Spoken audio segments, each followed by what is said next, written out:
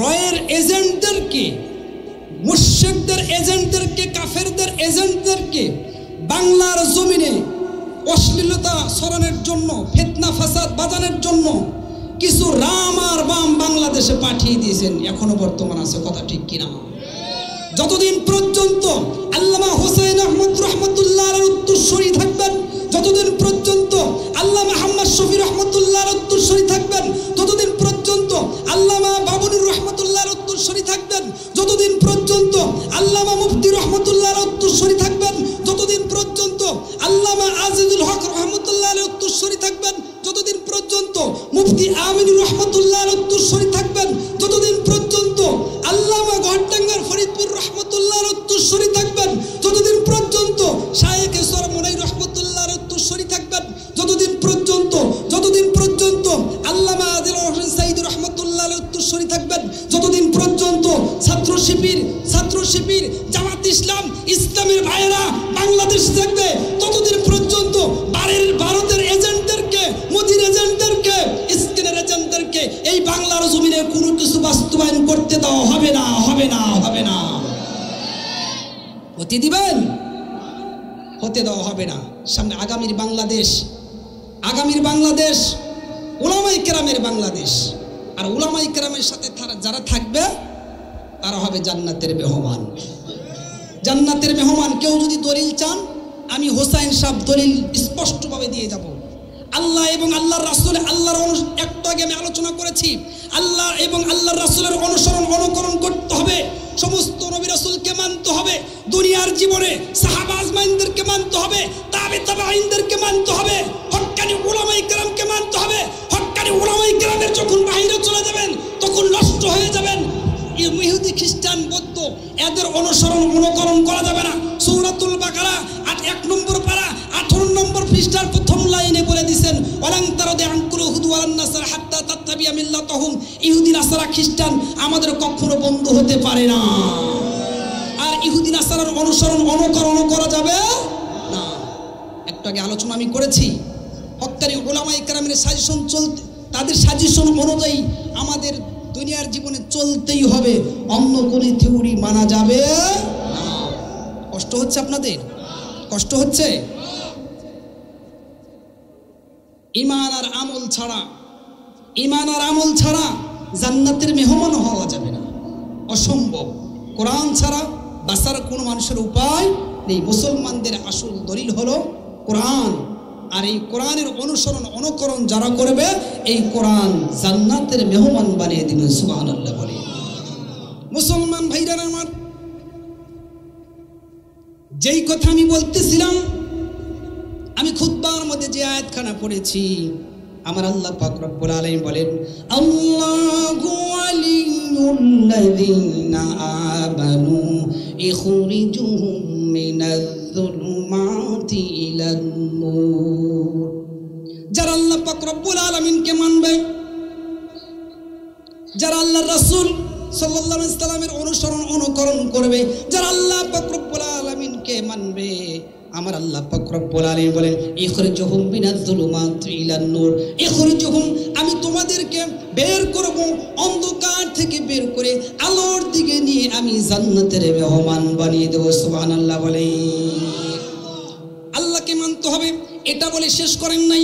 আল্লাহ পাক রব্বুল আলামিন বলেন, সূরা হামিম সিজদা 20 নম্বর আয়াতের মধ্যে আল্লাহ পাক রব্বুল আলামিন বলেন, ইন্নাল্লাযীনা ক্বালু রাব্বুনাল্লাহু থুম্মা ইসতাকামু তাতানাজ্জালু আলাইহিমুল মালাঈকা আল্লা তাখাফু ওয়া লা তাহজানু ওয়া আবশিরু বিল জান্নাহ আল্লাতী কুনতুম তুআদুন।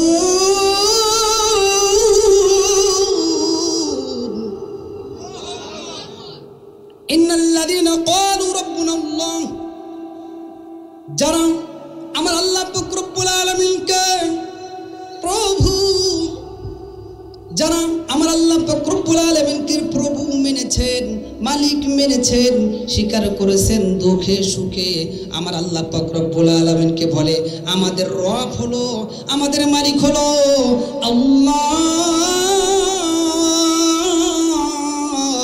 এই কথাটি বলার উপরে ইস্তেকামাত থাকে, অটল থাকে, সবুর করে, ধৈর্য ধারণ করে, তাতানাজ্জালু আলাইহিমুল মালাইকা, তাদের নিকট আল্লাহ পাক রব্বুল আলামিনের পক্ষ থেকে ফেরেশতারা নাজিল হয়ে অবতীর্ণ হয়ে বলতে থাকে আল্লাহ তাখাফু, তোমরা ভয় করিও না, ওয়ালা তাহজানু, তোমরা চিন্তা করিও না, তোমরা চিন্তা করিও না, ওয়াবশিরু বিল জান্নাহ, তোমরা জান্নাতের সুসংবাদ গ্রহণ করো, খুশখবরি গ্রহণ করো, আল্লাতী কুনতুম তুআদুন, তোমাদের জন্য জান্নাত রেখে দিয়েছি, তোমাদেরকে জান্নাতের মেহমান বানিয়ে দেব। সুবহানাল্লাহ বলেন। মানতে হবে কাকে? আল্লাহ পাক রব্বুল আলামিনকে মানতে হবে। এটা বলেই শেষ করেন নাই, আমার আল্লাহ পাক রব্বুল আলামিন সূরা এক সূরার মধ্যে আল্লাহ সূরা নূরের 55 নম্বর আয়াতের প্রথম নম্বর লাইনে বলতেছেন, আল্লাহ পাক রব্বুল আলামিন বলেন ওয়া'আদাল্লাহুল্লাযীনা আমানু ওয়া আমিলুস সালিহাতি লায়াস্তাখলিফান্নাহুম ফিল আরদ, তোমাদের মধ্যে যারা ঈমান আর আমল ঠিক করবে, আমি আল্লাহ পাক রব্বুল আলামিন তাদেরকে দুনিয়ার রাজত্ব, দুনিয়ার ক্ষমতা, টাকা পয়সার ব্যবস্থা আল্লাহ পাক রব্বুল আলামিন করে দিবেন। সুবহানাল্লাহ বলেন। 55 নম্বর আয়াতের লাস্টের দিকে আল্লাহ পাক রব্বুল আলামিন বলেন ওয়ালা ইউবাদদিলান্নাহুম মিন বা'দি খাউফিহিম আমনা, তোমাদের মধ্যে যারা ঈমান আর আমল ঠিক করবে, তোমাদের মধ্যে যে সমস্যা আছে আমি আল্লাহ পাক রব্বুল আলামিন তাদের সমস্ত সমস্যা সমাধান করে দেব। চিৎকার করে বলুন সুবহানাল্লাহ। আমার আল্লাহ পাক রব্বুল আলামিন আরেক আয়াতের মধ্যে বলেন ওয়ালাউ আন্না আহলাল কুরআ আমানু ওয়াত্তাকাউ লাফাতাহনা আলাইহিম বারাকাতিম মিনাস সামাই ওয়াল আরদ। আল্লাহ পাক রব্বুল আলামিন বলেন হে সমাজের লোকেরা, হে বিশ্ববাসীর মানুষেরা, হে সমাজের লোকেরা, বিশ্ববাসীরা, তোমরা যদি ঈমান আর আমল ঠিক করতা, সামাউন মানে আকাশ আর দুন মানে জমিন, আমি আল্লাহ পাক রব্বুল আলামিন আসমান থেকে জমিন থেকে রিজিকের ব্যবস্থা আমি করে দিতাম। সুবহানাল্লাহ বলেন। শর্ত কি? ঈমান আর আমল। ঈমান আর আমলের বিকল্প নাই। ঈমান আর আমল ছাড়া বাঁচার কোনো রাস্তা নেই। যতক্ষণ না পর্যন্ত কোরআনের মালা আর ঈমানের মালা আমি আপনি গ্রহণ না করব, ততদিন না পর্যন্ত কোনো দেশের মধ্যেই শান্তি আসতে পারে না। কি পরিমাণ আমল করতেই হবে, আমলের বিকল্প নাই। আমল করার পরে আমার আল্লাহ পাক রব্বুল আলামিনের কাছে দোয়া করতে হবে। আল্লাহ আমরা টুটাফাটা ইবাদত বন্দেগী করেছি, চেষ্টা করতেছি, ইবাদত বন্দেগী করতে হবে। এরই পাশাপাশি ইসলামী আইন বাস্তবায়ন করার জন্য, সংসদে নেওয়ার জন্য আমাদের চেষ্টা করতে হবে। মুসলমান ভাইরা আমার, কিছুক্ষণ আগে আমি যে একটা আয়াত আপনাদের সামনে তেলাওয়াত করেছিলাম, এতক্ষণ যাবত এত কথা বলার উদ্দেশ্য হলো ওই আয়াত বোঝানোর জন্য। সূরা আল ইমরানের 110 নম্বর আয়াত আপনাদের সামনে আমি তেলাওয়াত করেছিলাম। কুনতুম খায়রা উম্মাতিন উখরিজাত লিন-নাস তা'মুরুনা বিল মা'রুফ ওয়া তানহাউনা আনিল মুনকার। আল্লাহ পাক রব্বুল আলামিন অন্য কোনো উদ্দেশ্য আমাকে আপনাকে দুনিয়ার জীবনে পাঠান নাই। আমার আল্লাহ পাক রব্বুল আলামিন বলেন, তোমরা জ্যেষ্ঠ নবীর উম্মত যদি দাবি করে থাকো, আর আমার আপনার কি দায়িত্ব সেটা আল্লাহ পাক রব্বুল আলামিন এই আয়াতের মধ্যে পরিষ্কার করে বলে দিয়েছেন। এই রাসূলের উম্মতেরা শুধু মোল্লাদের দায়িত্ব না, শুধু উলামায়ে কেরামের দায়িত্ব না, শুধু উলামায়ে কেরামের দায়িত্ব না, আপনাদের সকলের দায়িত্ব, মুসলিম উম্মার দায়িত্ব। মুসলিম উম্মার দায়িত্ব কি?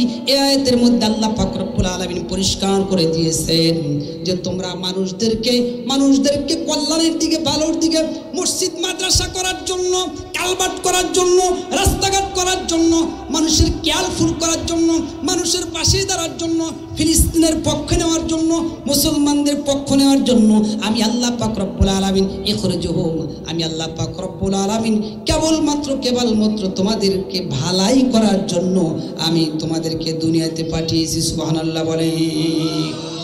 তাহলে কি জন্য পাঠাইছেন? আমাকে আপনাকে কি জন্য পাঠাইছেন? মানুষের উপকার করার জন্য, মানুষকে মারার জন্য আল্লাহ পাঠান নাই। কথা বলেন ঠিক কিনা? আমি আপনি কার কথা বলেন?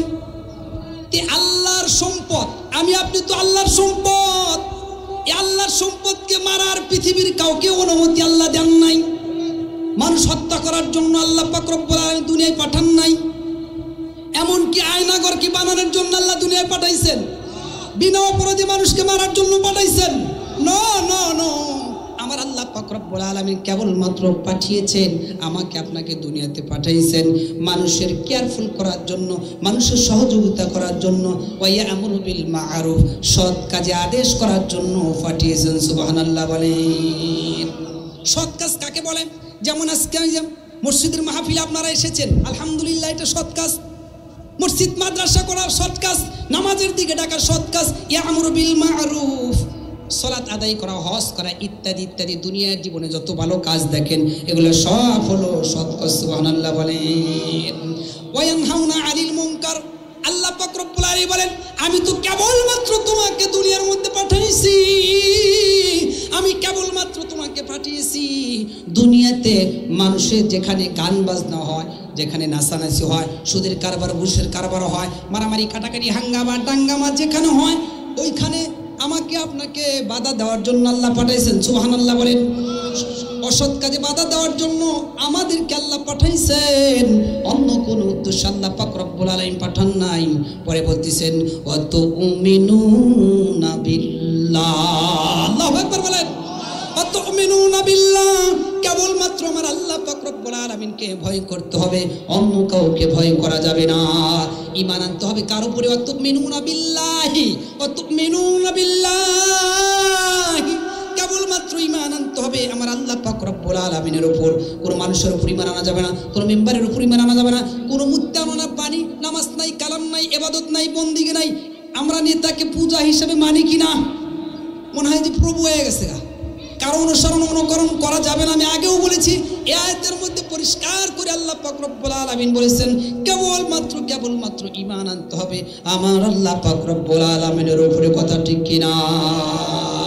এটাই বলে শেষ করেন নাই। সৎ কাজের আদেশ যে আমি আপনি দিব, কিভাবে দিব? সূরা ইমরানের 104 নম্বর আয়াতে আল্লাহ রাব্বুল আলামিন বলেন, ওয়ালতাকুম উম্মাতুন ইয়াদউনা ইলাল খায়রি ওয়া ইয়ামুরুনা বিল মা'রুফ ওয়া ইয়ানহাউনা আনিল মুনকার ওয়া উলাইকা হুমুল মুফলিহুন।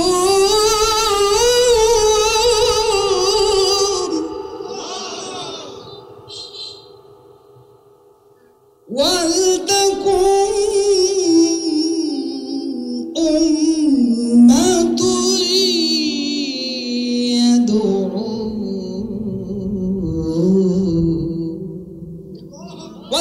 أُمَّةٌ يَدْعُونَ إِلَى الْخَيْرِ। তোমরা চেষ্ট নবীর উম্মত করে পাঠাইছি। আল্লাহ পাক রব্বুল আলামিন বলেন, তোমাদের মধ্যে একটা সংগঠন থাকতে হবে, একটা ইউনিটি থাকতে হবে, একটি দল থাকতে হবে। চিৎকার করে বলেন সুবহানাল্লাহ।